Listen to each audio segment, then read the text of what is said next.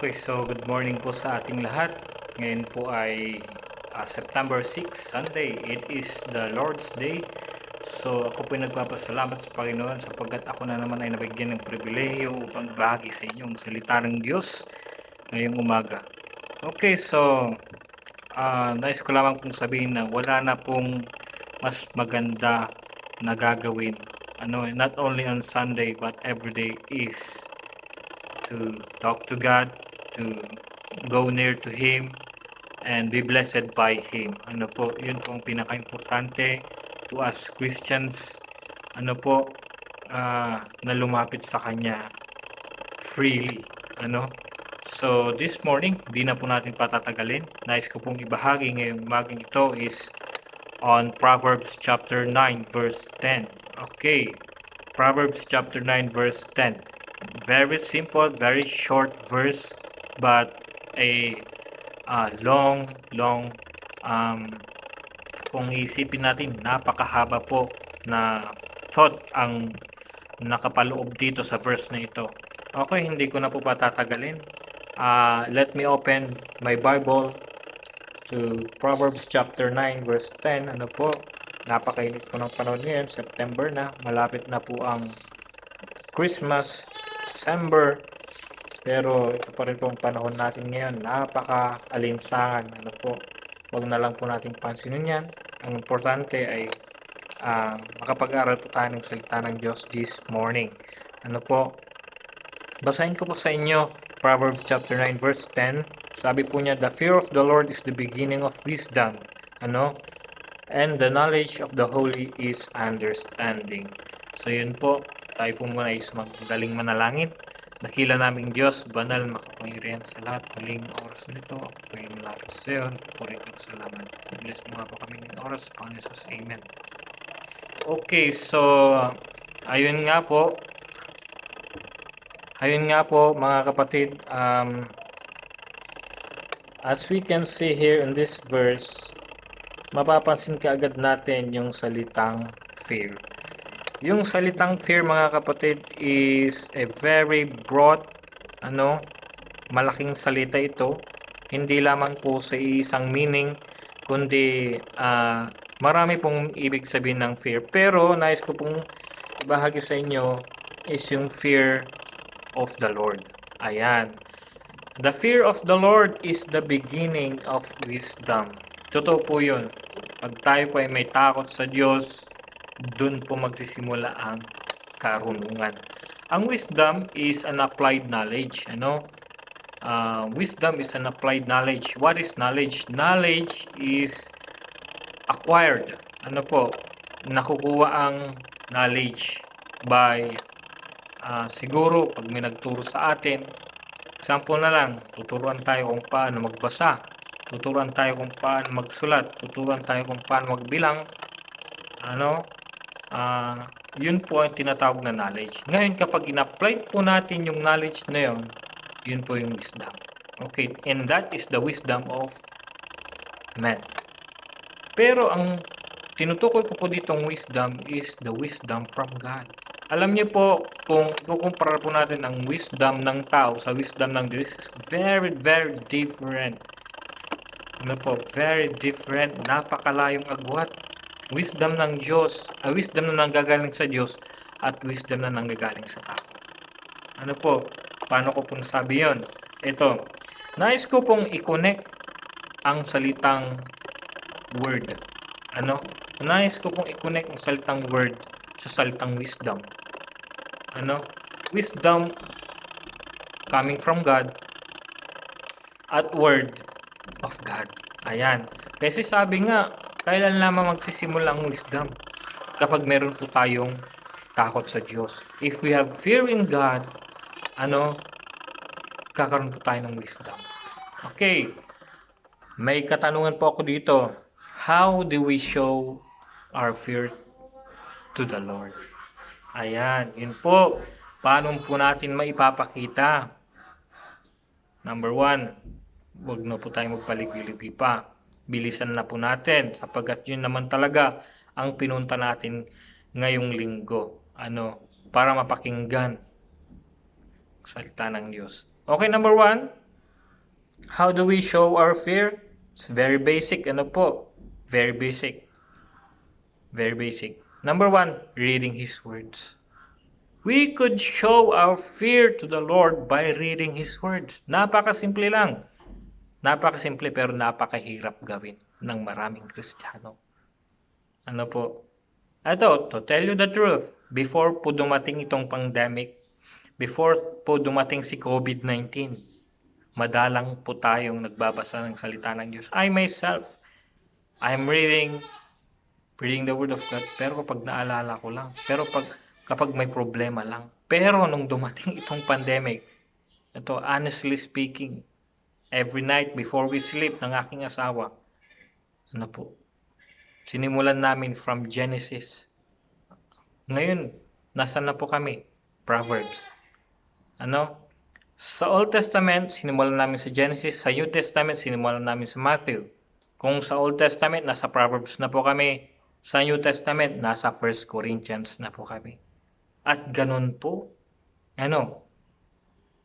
doon po natin may papakita ang takot natin sa Diyos by reading and reading His words. Napakasimple lamang mga kapatid ang inuutos sa atin ng Diyos. Basahin natin ang kanyang mga salita. Kasi, pag binasa natin ang kanyang mga salita, by that mismo, magkakaroon tayo ng wisdom coming from Him. Kaya tama po, if we have fear in God, we should read His Word. And if we read His words, we acquire wisdom. Hindi lang po knowledge, wisdom talaga ang ma-acquire na natin from God. Okay po? So, I'll give you an example. Magsimula po tayo magbasa sa Old Testament, Genesis. Ano po? Doon po malalaman natin kung kailan nagsimula or kung paano sinimula ng Diyos ang mundo. Kung paano niya simang, kung paano niya ginawa, kung paano siya humulma ng tao, kung paano nagsimula ang population dito sa mundo. Malalaman natin doon lahat-lahat. Andyan na ang nagsimulang tao ay sina Adan at saka si Eva. Ano po? Ngayon, summarize, nagkasala sila. The sin of disobedience. Ngayon, sila ay pinalayas sa Garden of Eden.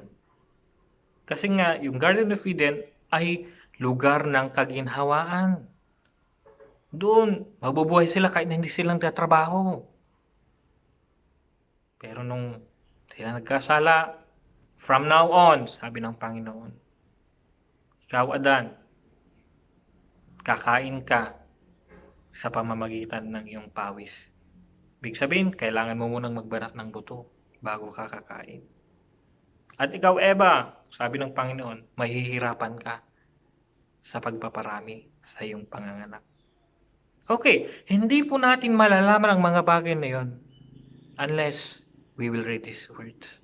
Andyan pa sina Noah. Highlights si Genesis. Andyan si Noah, si Abraham, Jacob, Moses. Teka lang, si Joseph the Dreamer pa. Basahin po natin ang Genesis. Nandun lahat ang simula. Genesis, Exodus, Leviticus, until Malachi. Ngayon, habang binabasa po natin ang Genesis, sabayan po natin ang New Testament. Sapagkat ang Old Testament ay hindi po niya chronologically, hindi po parang series, hindi po yun yung pagkakasunod-sunod ng pangyayari from Genesis to Matthew. Hindi ko mo nagsimula ang Genesis, tapos pag nasa gitna ka na Matthew, at last Revelation, hindi po yun yung pagkakasunod-sunod ng pangyayari. Malalaman po ninyo pag binasa po ninyo yung salita ng Diyos. Ano po? Okay. Malalaman po natin at magkakaroon po tayo ng wisdom if we read His words. Especially, if we fear God, we must read His words. Number one, how do we show our fear? By reading His words. Number two, by hearing His words. Di lamang sa pagbabasa, kundi dapat din po nating pakinggan. Paano? Ayan. Basahin ko po sa Acts chapter 2 verse 42. Sabi po niya dito sa Acts chapter 2 verse 42. Ayan, kung may Bible po kayo dyan sa bahay, ayan, mas mainam, sinasabay ninyo ako. Nang sa ganun ay sabi ninyo na talagang sa Biblia ko po lahat kinuha itong mga pinagsusulat ko. Ano po? Hindi po ito inimbento. Acts chapter 2 verse 42, sabi po niya dito, and they continued steadfastly in the apostles' doctrine.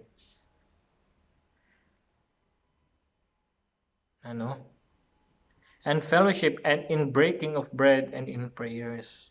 Mapapansin niyo po dyan yung sinabing they continued steadfastly in the apostles' doctrine. Ibig sabihin po ng apostles' doctrine na yan is yung pangangaral ng salita ng Diyos. Yung apostles' doctrine na yan, actually it's not the apostles' doctrine, but the doctrine of Jesus Christ. Sinabi lang na apostles' doctrine kasi sila pong nangangaral. Ano po? Nung time na si Jesus Christ ay umakyat na sa langit, ang nagpatuloy po ng pangaral ng Diyos, ang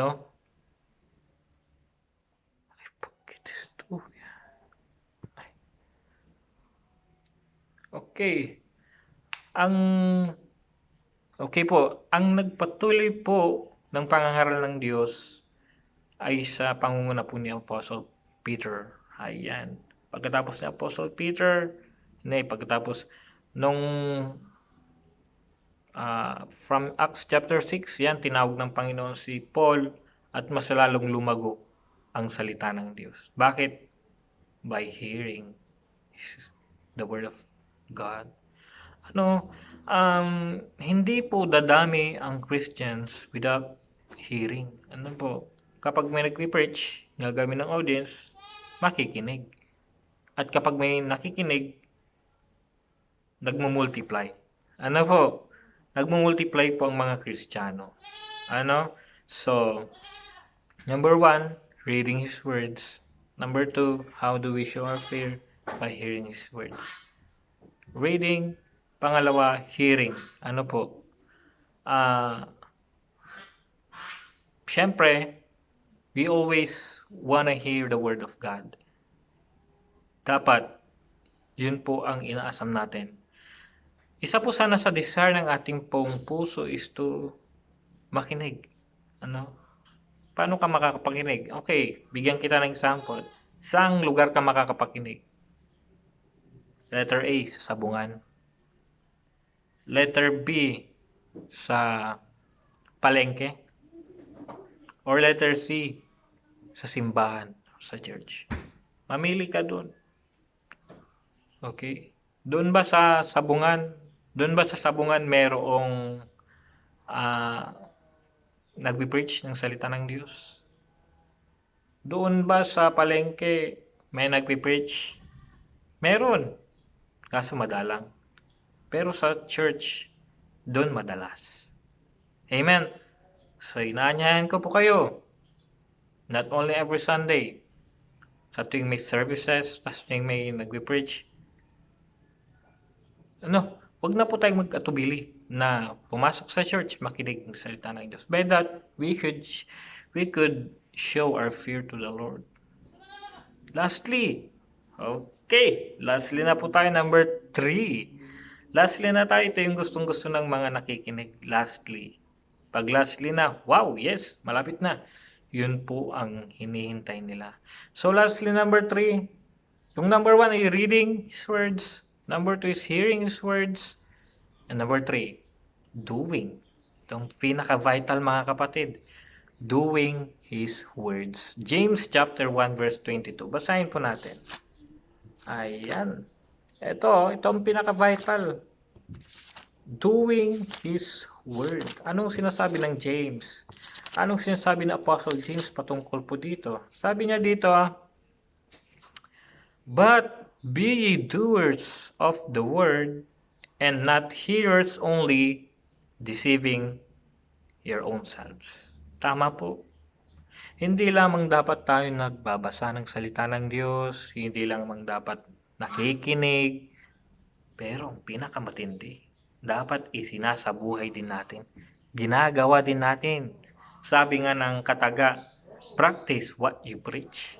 Ito din sasabihin ko, do what you read and what you hear. Ano? Kung anong na basa mo, kung anong napakinggan mo about the Word of God, i-apply natin, gawin natin. By that, we could show the very great fear from God pag ginagawa natin ang kanyang salita. Ano ba yung kanyang salita na dapat natin gawin? Marami. Doon nga sa Exodus, ibinigay yung 10 utos kay Moses. Dapat ba nating gawin yon? 10 utos? Wow! It is a great, parang yun po ang pinaka-backbone ng rule of the Lord. Yun po yung pinaka-backbone. Hindi lang yun. Marami pa. Inutusan po tayo ng Diyos sa Matthew chapter 28. Basahin natin. Ano yung inutos ng Diyos dyan? Paano ngayon dadami ang mga Kristiyano? Sabi niya sa Matthew chapter 28, verse 18 to 20. Ayan, basahin natin. Makikita po natin yung chapter 28 ng Matthew, it is the last chapter. At yung mga babasahin ko is the last verses. Basahin natin. Go ye therefore. Sa verse 19 na. Okay, sa verse 18 muna. And Jesus came. And Jesus came and spake unto them, saying, all power is given unto me in heaven and in earth. Si Jesus Christ po ang nagsasalita nito mismo. Si Jesus Christ po ang nag-iwan ng katagang ito mismo. Sabi niya, go ye therefore, humayo kayo, and teach all nations. Turuan ang buong nasyon, baptizing them in the name of the Father, and of the Son, and of the Holy Ghost. Hindi lang dapat sila turuan, kundi bautismoan din sila. Ang tabang bautismo, verse 20, at pagkatapos noon, turuan din natin sila kung paano ibahaging salita ng Diyos. Ganun. Yun po ang cycle. Yun po ang Word of God cycle. Cycle po ng salita ng Diyos yun. Gawin natin ang inutos niya. Anong inutos niya? Itong pinaka-vital. Ikalat natin ang salita ng Diyos sa buong mundo. Once na ikinalat natin, once na itinuro natin, sabihin din natin sa kanila, ibahagi mo din, kapatid. Ngayon na ikaw ay nakapakinig ng salita ng Diyos, ibahagi mo din. At yun po ang very, very spiritual pandemic na dapat na mangyari. Yung COVID-19, ilang buwan lamang, ilang araw lang, ilang weeks lang, nasakop na niya ang buong mundo. Sana ganun din ang salita ng Diyos. Paano kakalat ang Word of God? Ay simple lang. Huwag po tayong mag-self-quarantine. Huwag po tayong mag-self-quarantine para kumalat ang salita ng Diyos. Lumabas po tayo, hawaan natin ang mga kapwa nating tao. Amen? Para mag-viral salita ng Diyos at para magkaroon ng Word of God pandemic. Yun po tinatawag spiritual pandemic. Amen? Okay, the fear of the Lord is the beginning of wisdom. How do we show our fear? By reading His words, by hearing His words, and lastly, vitally, by doing His words. So yun lamang po mga kapatid, huwag po natin kakalimutan yon. Kapag nagawa po natin yung 3 bagay na yon, we acquire wisdom coming from God. Okay, muli ito naman po si Preacher Chofilom Quezon Jr. Nagpapasalamat sa Panginoon kasi binigyan na naman akong privilege to share His words. Magandang araw po sa ating lahat.